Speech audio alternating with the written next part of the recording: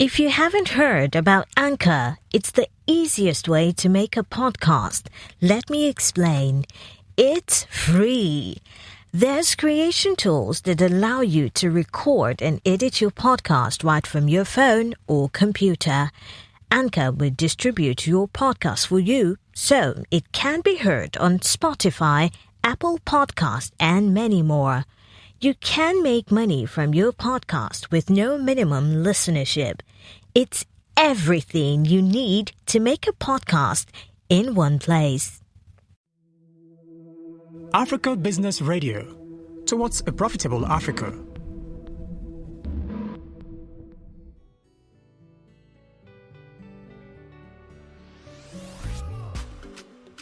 Hi guys, it's a beautiful Wednesday afternoon. Gosh, I'm enjoying my day. Lagos traffic can be something, but I'm here. I made it to the studio in time. I have my guest in the studio. I have everybody here. Please thank God for me. Lagos is not going to turn me into something else. How are we doing though? How was honest question? How was Bada's session?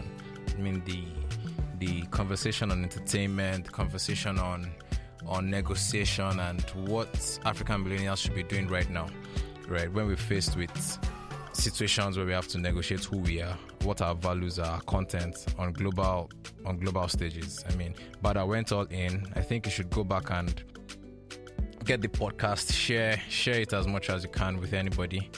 Just go to africabusinessradio.com and you get the podcast from there. Share it. It's a very, very interesting edition. All right, straight into our business for today. Drum roll. We have a very interesting person in here. I mean, I've known Chuks Sunesis. I mentioned his name. I shouldn't have mentioned his name, but name is out. Chuks Sunesis. Let me continue from there. Chuks Sunesis is a very, very interesting person. He's a thinker. What I used to see on the internet when I first of all, is it e-meets now? What's that thing called? Electronic meeting, virtual meeting, was thought of a thinker. Yeah. And he used to have the thought of a thinker thing going on then, and it was always inspiring every time. I mean, it was things on design, that's solving problems. It was some of his projects, his project as a brand consultant also.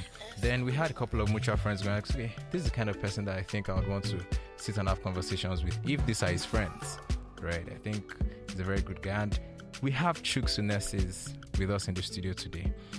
He's someone that you should follow on social media and just go through random posts of his, especially Facebook. Right, Chuks? Is it Facebook or Instagram? Which one are you more? I think it has its own market. Facebook has its own market. Okay. Instagram has its own market.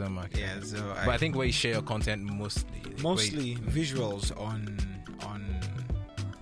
Instagram, of course. On Instagram, okay. And text on Facebook. I'm trying to replicate that on Twitter. Okay. Just started a few months ago. So okay. So that's Chuks Sunesis. That's CHU. Yes, CHUKS. Sunesis. SUNESIS. SUNESIS. All right. So you can just check him right now, and then see and have a feel of the kind of person we're going to be listening to for the next 20-25 minutes. All right. Let's have a very short break right now. Then we'll be back with Chuks Sunesis. There are 1.8 billion globally. That will make 75% workforce by 2025. That will outpace earnings of baby boomers in less than 10 years. Smartphones and tablets are the argument settlers and fact checkers of every conversation. Get more insights on African Millennials on Africa Business Radio, towards a profitable Africa.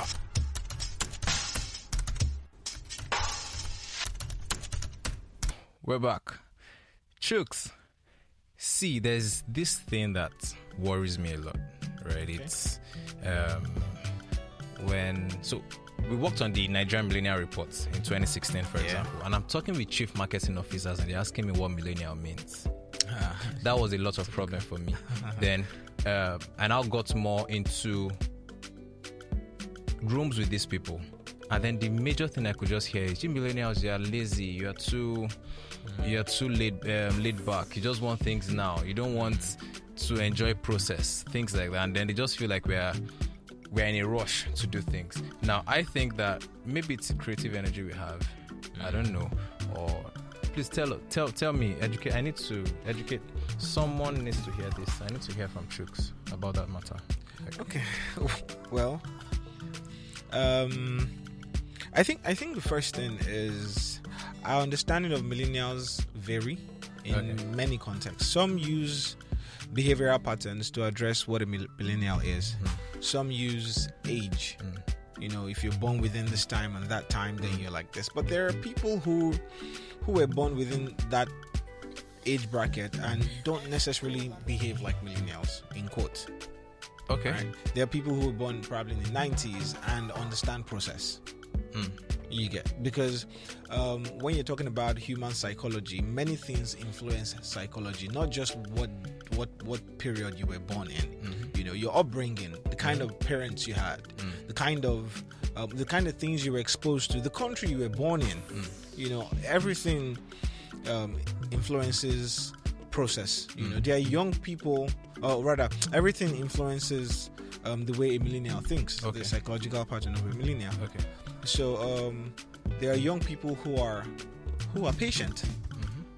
You know, there are young people who are patient. There are old people who are not patient. I've had clients who are not patient. They act like millennials. They act immature, in quotes.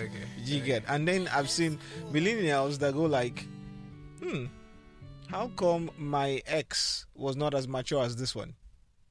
You know, so I become like that. Like, how come she's so young but she's so mature? You know, meanwhile I have 10 years gap between me and her. You get, maybe she's in her early 20s or something like that. So I think overall I do understand what the question is about, but I'm just trying to say that there are other factors that play in, and there is the danger of overgeneralization. Even by people who say that millennials act this way. You know, because you have to look at it specifically, right? So that's one opinion I have as regards that. However, I think overall, I personally like to deal with people on an individual basis. That's what I'm trying to say. So if I'm relating with you, I am psychoanalyzing you. Right? I'm discerning what kind of a person you are, so that I get the most out of the relationship I'm about to establish with you. Even if you're a client or you're an old person or a young person. Before the show started, we just touched a bit about the economic summit I just came back from, which I know you still ask me questions on. But I met a lot of immature people there. I met mature people there in a summit. You know, divergent views from all walks of life. You know, all sides of the country, all walks of life, and all sides of the country. Pardon me. So it's not a clear-cut thing. That's what I'm just trying to say. It will require a case-by-case scenario, case-by-case study. What's the context? Do you get what parameters are you looking at things from? If I meet people that have a hard time understanding young people, what exactly are you trying to understand? I would just like to close with this. There is a gap between that generation and the generation critiquing that generation. In other words, the so-called older, baby boomers in quotes, and the millennials. There's a gap. So much provoked that gap. Technology, for instance, provoked that gap. You know, millennials are coming out with job descriptions and professions that on a normal day 10 years ago did not exist. And you started your company 15 years ago. How are you guys even supposed to connect? You started your company 15 years ago, or you started your bank 15 years ago, and the millennial is coming out and saying, I'm a digital marketer, or I'm a social media analyst, or I'm whatever. Do you get? So how do you merge the two? How do you even work in a parastatal? Or for we know that Nigeria's population is very young, filled with these people, right? But ministries are run by aged people, people who are 40 years and above on average. It's just this last election that is having young people in their 30s coming into politics or into government. But before, the chunk of it is still that they are very aged. And there's that gap. So there's that gap. And so you've been in ministry for the last 10, 15 years. You've been working in that ministry for the last 20 years, and someone comes out and says, I'm a social media manager. Oh. How do you even begin to address that? So the gap is just too much. And we need to begin to put processes or systems that can absolve that population into these old systems that we have. I think you're already going to my next question, right? I'll ask you, right. but continue. Yeah. So continue from where you're saying. I'm just going to chip this in. You are huge on design. That's design thinking. Yes. That's problem solving. Yes. Right. So now that we've established this, okay, there's something about context. I mean, talking about context, I was at the wedding ceremony, and then me and the person getting married, we all prostrated so that the bride's parents to pray for us. Excellent. And then one of the older uncles who was supposed to be praying for us brought out his phone and started recording us prostrating. That's something that the younger generation will do. You know, they'll say, exactly. So you? Brilliant. So there's the context which thing. That's very interesting. So now, bringing what you do about design, bringing everything that you're trying to work on design, bringing your thoughts on design, on problem solving. What do you think can be done to bridge this gap that we were talking about just now? I think both generations, I think the older generation first and foremost needs to reinvent their processes or their systems. How do I simplify this? Design simply means systems or ways of doing things that work. In other words, if it is working, then design is working. If it is failing, design is failing. Right. Now, for you to even design, you have to be able to accurately define the problem. You have to accurately understand it. So if the problem is that there is a disconnect, you have to ask the question, what is this disconnect about? Why is it there? How do we solve it? Do you get? So those three questions are important. First of all, what? Define it. What is it? What exactly is this disconnect? Okay, is the disconnect that young people are not interested in politics or in government? So that's the disconnect, right? Question then becomes, I'm speaking from the mature audience, from the older audience. That's a better phrase. From the older audience. So they're not interested in working for government. They're not interested in doing civic duties. They're not interested in all these things. So you've defined that. That's the what. The next phase is why. Why are they not interested? In Nigeria, some of the answers we get is the lack of trust. The lack of, they will talk with us, but they would not listen to us. Even Africa generally. Africa, exactly. So it's there. All they do, so the young people go like, all they do is talk, no action. Right? So, but the older generation says, well, we must keep talking. If we stop talking, then there is no dialogue. You know, it's like a marriage. It's like a marriage where both parties stop talking. Divorce is the next thing. So we must keep talking. We must put ourselves aside and keep talking until we both come to an agreement, no matter how long that agreement takes. So that's how the older generation. But that's a bit of a digression. What I'm just trying to say is that after the what is the problem? They're not interested. Why are they not interested? Lack of trust. So that means, how do we now build systems that encourage young people to trust us? So that's where things like change policies begin to come into play. Where the organization or the parastatal needs to start saying, okay, we need to change the way we do things. We need to, maybe if we only employed people who were 80 or 30 years and above, now we can start employing people from the age of 18. We can start taking in more interns so that they see our processes, they know how we work and how government works. But if you permit me, let me jump, because I know you're still going to ask me a question about that. Right? Let me just jump, because to give context.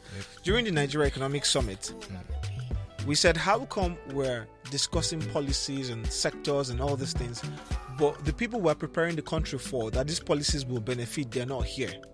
So I want to ask a question. Yes. How many millennials were there? I did not see more than 30 millennials. Out of I did all not see. Let me just put it this way: I did not see more than 30 people who were less than 35 years old. But then we're on Twitter talking and exactly. But then weren't there. Yes, weren't there. That is not their fault, though. That is not entirely their fault.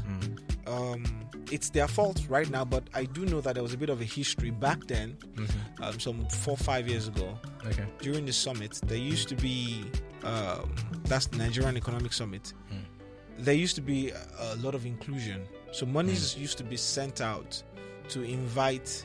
Monies used to be spent to invite people from universities to come partake in the Nigerian Economic Summit, because the Nigerian Economic Summit is not set up by the government. By the government, it's set up by well-meaning Nigerians who have legs both in government and in private sector. So they are able to pull both sectors to come and have a dialogue. That conversation that I would say we must keep talking. All right. So they bring the government and then they bring the private sector to be very much involved in whatever they are trying to address per year, per annum. Now, they got a lot of young people involved in that too.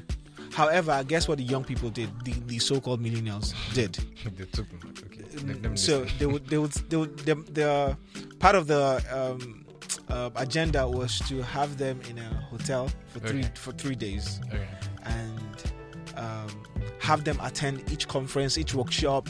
Get involved in a lot of. So they spent a lot of money in that direction from different states, from all the states. They had representatives. So what did we do? They would show up for the first 2-3 hours. They'll show up for the first 2-3 hours and then disappear because they're in Abuja. Let me go check up my friends. Let me go and check up one of my persons. Let me go and they would probably go hang out, lounges and all that kind of stuff. So they weren't there for the reason why they were in Abuja. Yes, because it's a lot of work. I'm one of the volunteers, so it's a lot of work. It's not play. It's not play. You feel like you're working back to back almost 24 hours. Now you're getting these young people into this system that they're not used to, and they messed it all up. So for a while they shut it down. They stopped inviting young people. All right. Somehow we, through a friend of mine and a few other people, young, well-meaning Nigerians who are very forward-thinking, she invited us, and we all set up ourselves, and then we became part of the project. If you counted us and some other few minds who came on the panel sessions, we're not. Even if I'm exaggerating, we're not more than 40. So I want to ask a question: Is there a problem? Why would these guys be sponsored to a conference and then they would get tired? Let me even put this part. Okay. The average ticket, if I recall correctly, the average ticket is about 150,000 naira. In naira, so that's about $300 thereabout. Exactly. So you get this ticket and then you blow it out. So what I'm saying is, do you think it was about the content that the older people were talking about? I looked at the budget, the new budget, for example, and what I was expecting to see to top that budget was education, security, and power. Other things were topping it, right? So do you think that it's probably because of the content that the older generations are putting together that is not making the younger generation get so much interested in? Okay. I myself, it's sad because I'm just hearing what you just said. Looking at use what happened with the question I just asked and just think of the general thing happening. The reason why a younger person would leave the environment where older people are, is it that they are not thinking for the future? Or they're just quite short-sighted? No. See, let me break this down a bit further so that we know that, see, within Nigeria, I don't know everywhere else in Africa, but within Nigeria, we have a major problem with the young population. Okay. Our value system is warped. What we consider the way we grade something that is valuable is faulty. There's a story that I saw on Twitter of a guy who bought a transformer for his neighborhood. He sponsored it. They had Akin Alabi. So they had a transformer that was bad. He decided to sponsor for a new one. Well-meaning Nigerian, not interested in politics. just doing his thing. Okay, that's not Akinlabi then. Just doing his thing dutifully, right? Then young people, youth, the millennials showed up and said before the power officials, the enterprise, they have to pay them. They would have to pay them some money, exactly, right? Now, you would think that they should be happy that the transformer has come, but they were like, no, you're not going to install this thing until you settle us. You know what he did? He told the installers to take the transformer to the next local government. Oh. One part of the local government did not have a transformer too, so he just like, you know what, take it.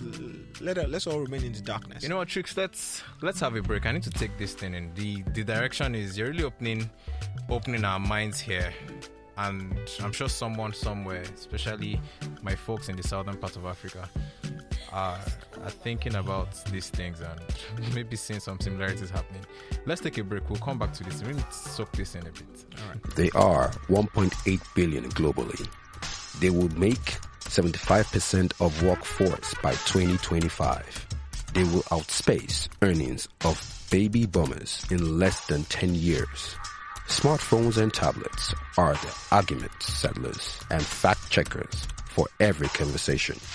Get more insights on African Millennials on Africa Business Radio, towards a profitable Africa. Right. So, I mean, Chuks, you've opened up so many layers. I mean, it's an endless onion peeling right now. I don't even know how many meals I'm going to cook with these layers of onions I've opened right now. So you've talked about context. I like to look at things holistically. I mean, that's just the truth. You know, so you've started with context, right? Understanding millennials from point of context. Now you've now gone deeper into context, and you've brought reality to the table right now.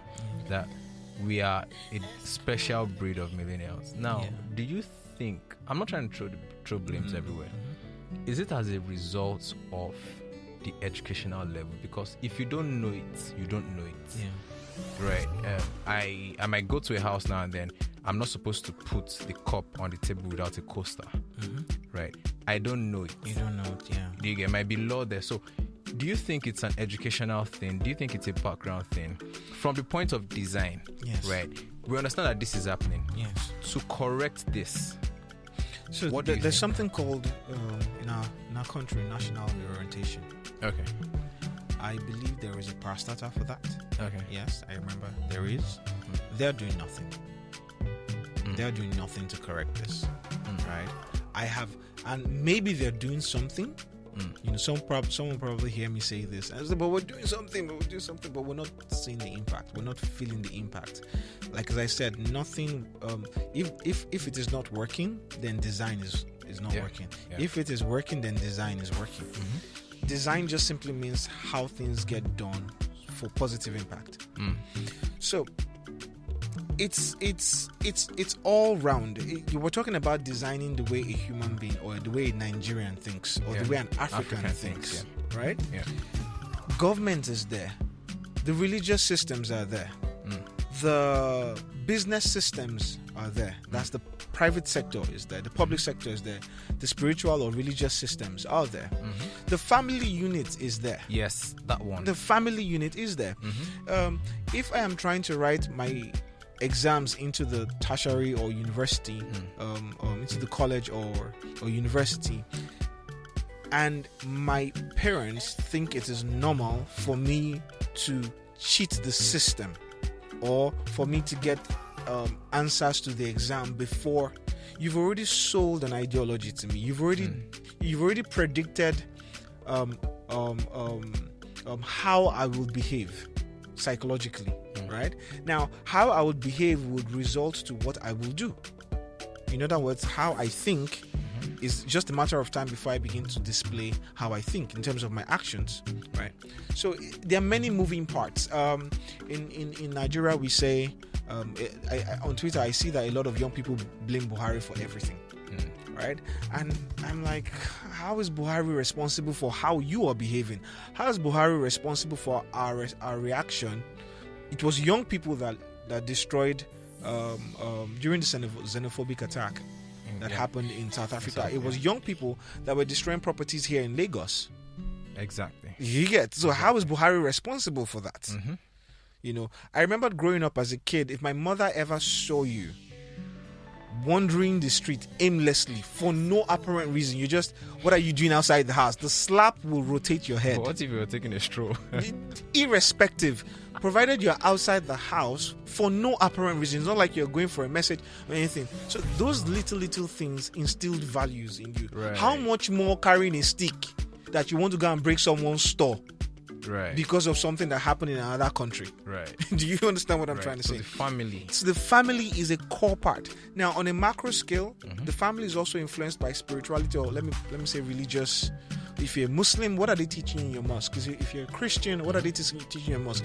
If you're a Juju worshipper, what are they teaching you in the shrine?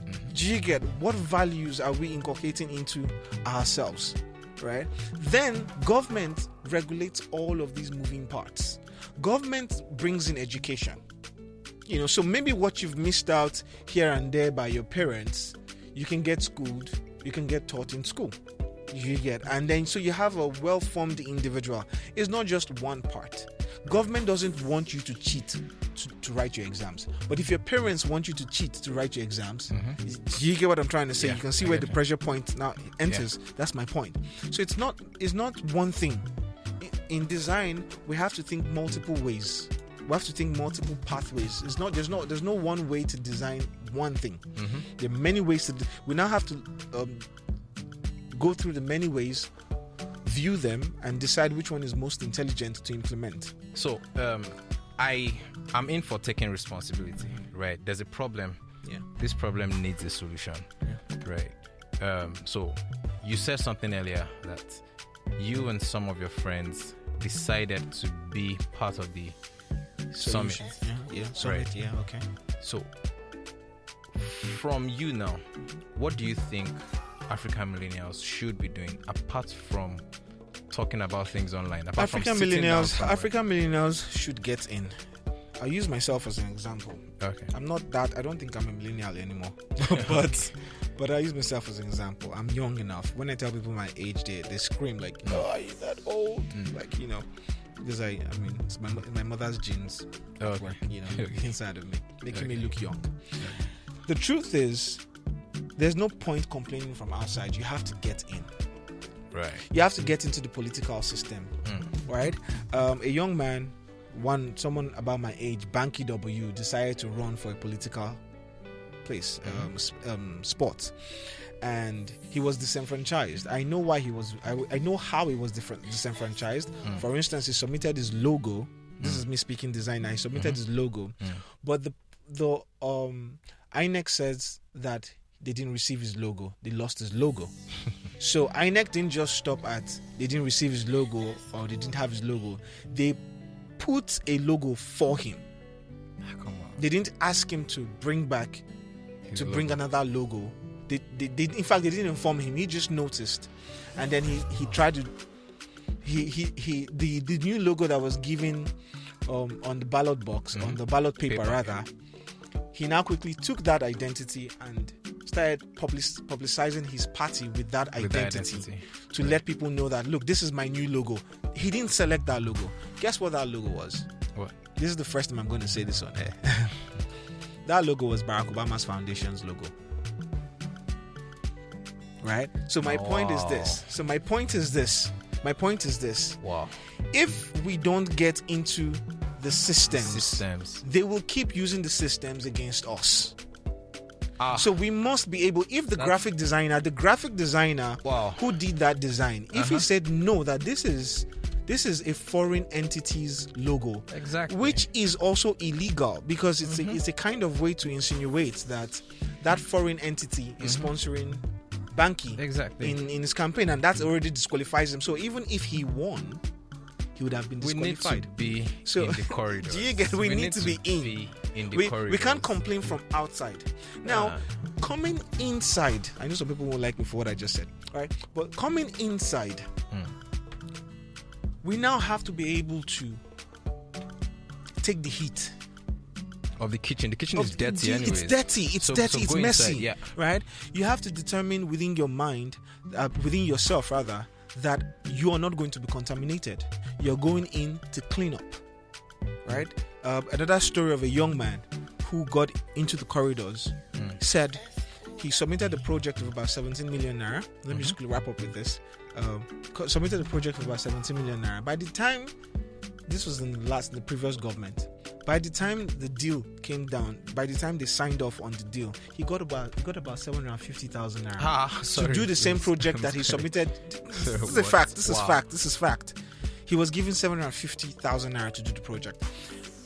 All the monies had been taken out. That's how many percentage? I don't so even like do the maths. $50,000 for example, and then you're now giving maybe 500 or maybe $3,000 to now do what? Do you get? Now I loved what he said. I took wisdom from what I was told that he said. He said he nevertheless took the money, did what that portion of the money could do, and told them, see, this is what I could do with what you gave me. Right? And then went back. But this boy started like a clerk. Before he could even get to the position where he could submit a 17 million naira budget for something. Anyways. He was in anyway. They frustrated him, but he's still in. One day, this is his belief. I don't know how he's thinking about it, but I saw wisdom in it. He said, one day I will get to the position where I will be able to prevent that 17 million naira theft or whatever from happening. And then if I submit 17, maybe they will give me 15 and I'll be able to do what I'm supposed to do. It will take him a long time because we only have two options. We can't chase everybody in government out. And we can't wake up one night and God has killed everybody. Then we'll reboot the system. We have to go in. Just like, the frog, you're trying to kill a frog in warm water. Yes, exactly. Water. You have to keep pouring the water. So my summary is that millennials go in. Stop complaining on Twitter. Yeah, do the talk on Twitter, do the talk on Instagram, but go in. Go in. Learn to take the heat. Learn to dialogue with people. Learn to dine with the devil with a long fork. Did you get what I'm trying to say? Wow, Chuks, thank you. This has been quite a session. I mean, it keeps getting very interesting with every episode. Thank you so much. So it's context, it's understanding the gap happening, it's facing the reality, and it's going in right now. Thank you so much. I mean, this conversation really, really, really means a lot to Africans globally, right? Because it's the same thing. I think it's the same thing everywhere. We just need to go and be involved and ensure that we create the future we want. Yes. All right. Thank you very much for this. Once again, thank you. I said that 5 times. It's a pleasure. For this edition. Thank you, guys. Thank you for listening to this edition. I'm Tomi Wale, and we'll catch you again on the next edition of the African Millennial Radio Show. Bye for now. Yeah. They are 1.8 billion globally. They would make 75% of workforce by 2025. They will outspace earnings of baby boomers in less than 10 years. Smartphones and tablets are the argument settlers and fact checkers for every conversation. Get more insights on African Millennials on Africa Business Radio, towards a profitable Africa.